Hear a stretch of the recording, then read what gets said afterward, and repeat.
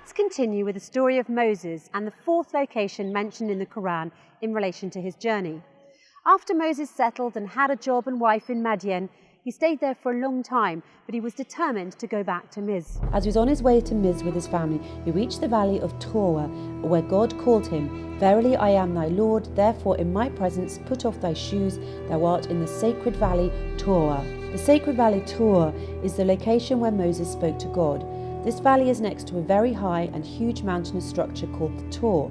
The Quran says, "And we called him from the right side of the Tor and made him draw near to us."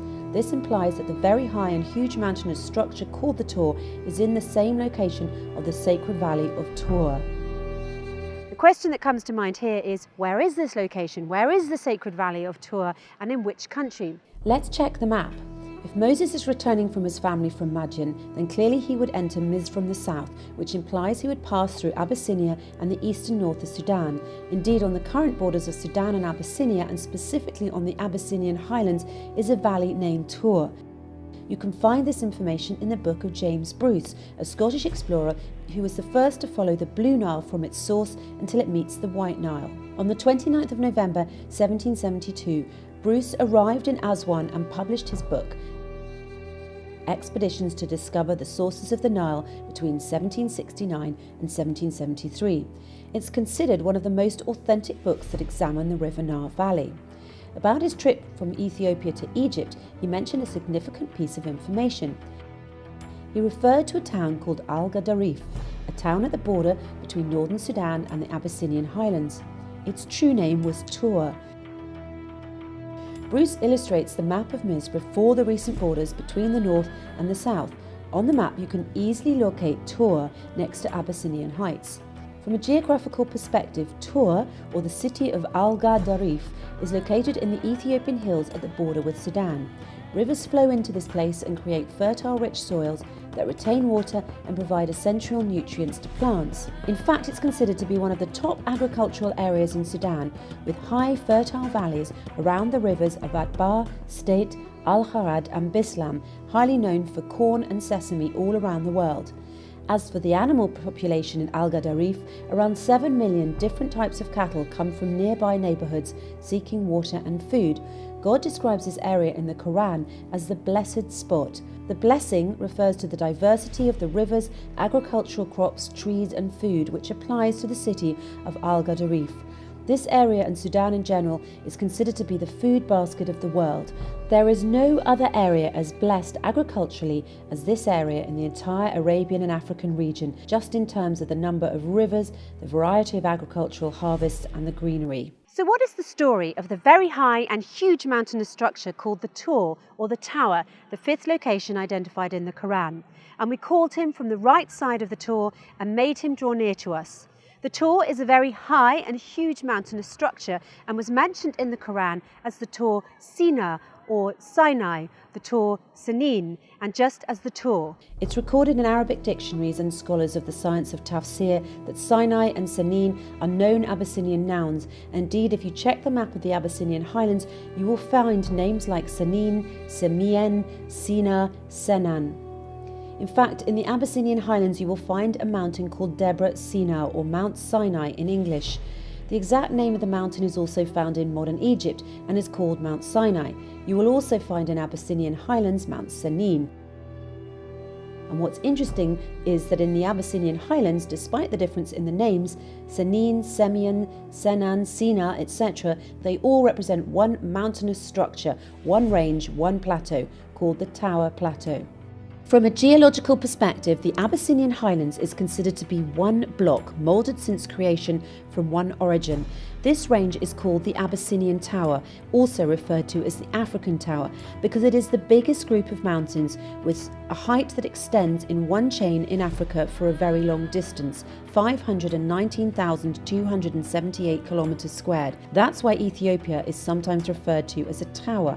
Even the highest peak in Africa, Mount Kilimanjaro, extends only to 4,000 kilometers squared. The Abyssinian Heights has been referred to as the African Plateau or the African Roof, with different heights exceeding 4,000 metres to a maximum of 4,500 metres. As for the Sinai or Sina mountain in modern Egypt, Its average height is only 2,300 metres, and the area of Sinai altogether is 61,000 kilometres squared. Most importantly, the Sinai that you know today in modern Egypt was not called Sinai in the time of Moses and the Pharaoh. It was called Mafkat, which means the land of turquoise. Also, the so-called Mount of Tor in Sinai in modern Egypt was then called Ritho. There is no single evidence of the usage of the name Senin or Sinai for any of the mountains in the turquoise land that was later named Sinai or Sina. The Quran has to refer to known nouns with the real names as they were used at the time, and there is no mention of Mafkat or Ritho in Moses' story. What was referred to in the story was the Tor Senin and the Tor Sina, which are known nouns from an Abyssinian origin, as documented in the authentic Arabic dictionaries and as illustrated by scholars of tafsir. Let's get back to the terminology that describes the Abyssinian highlands as the Tower Heights. The word tower simply means the highest location from which you can see across the largest possible landscape around you. There's nothing as high and nothing as big as this spot in all of the Arabian and African region. To further simplify this, the word tower originally comes from Tor in Arabic. The word tower in French is tour, in Spanish it's torre, in Italian also torre, and in German it's turm. It's clear they all come from the same word, the Arabic word tor. Of course, this is no coincidence, because if you look in the Oxford English Dictionary, you'll find that the origin of tower is Tor. It's also worth noting that there's another name for the Abyssinian highlands, that is, the water tower.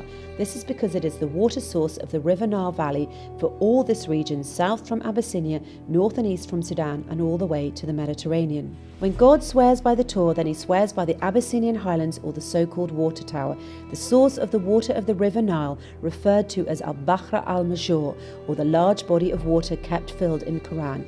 Yes, the River Nile is al-Bahr al-Masjur, or the large body of water kept filled. Let me clarify this one too. What is the meaning of al-Bahr al-Masjur? It means the sea that gets full until it floods, and as we know, the flood is a main characteristic of the River Nile. To summarise these meanings and connections, the River Nile originates from the Abyssinian highlands, the water tower, the Tor. Each year there is a flood season, so the soil gets fed with silt. This natural flooding phenomena is what created the first civilization in history, the Nile Valley civilization. Without the flood, there is no agriculture and no civilization. Al-Bahr al-Masjur, as mentioned, refers to the sea that gets full and floods, thus referring to the River Nile. As we answered before, the word al-Bahr in Arabic and in the Quran is used to refer to both river and sea. In a nutshell, the Tor is the source of al-Bahr al-Masjur, or the River Nile. At this point, you might also wonder, can there be a water stream that fit the definition of al-Bahr al-Masjur other than the River Nile? Well, what are the odds for a location that connects all the aforementioned dots, a location that meets the specific characteristics of the Tor Sinin, the Tor, the Valley of Tor, and al-Bahr al-Masjur, as referred to in the Quran, other than the Abyssinian highlands? In the Quran, also a tree springing out of Mount Sinai which produces fat and relish for those who use it for food. On the top of the Abyssinian highlands there is a belt of trees that extends to Senegal in West Africa. It's called the trees of sheer butter that grows only on the equator, and their fruits contain butter that has an ivory colour. The sheer butter trees only grow in Africa on their own accord without interference by humans. They're a blessing from God to the Africans. They support the people in their lives so they can use them in their nutrition, as a medicine, and to protect their bodies from the heat of the sun. The sheer butter tree is also called the tree of life. It's a source of income for Abyssinian and African women because women in Africa are the ones who gather the sheer fruit, wash and dry it, and grind the seeds to extract the butter. This tree has an extended lifespan, producing fruits for more than 400 years. Compared to other trees, this is a very long time. For example, an apple tree lives for 45 years at most. The belt of sheer butter trees covers an area of more than 3.7 million square kilometres. It's the longest belt of trees on Earth. Some tafsir scholars explain the verse, also a tree springing out of Mount Sinai which produces fat and relish for those who use it for food, as referring to the olive tree and the olive oil that comes from that. However, there's a big difference linguistically and otherwise between oil, zayit, and butter, den. Scientifically, oil is liquid at room temperature, but butter is solid at room temperature. And if what is referred to is an olive tree, the Quran would have said which produces oil, same as God said before about the oil tree, whose oil would almost glow.